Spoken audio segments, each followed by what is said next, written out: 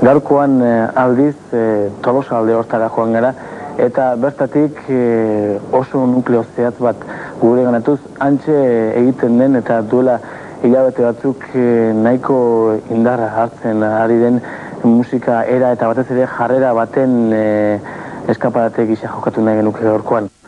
Eta esan bezala BAP taldea hasteko beraien lehen tarteaz, eta geroxeago berriz ere bilduko gatizkizue eta egongo gara nazioarteko musikaz, baina oraingoz BAP taldeaz geratzen gara.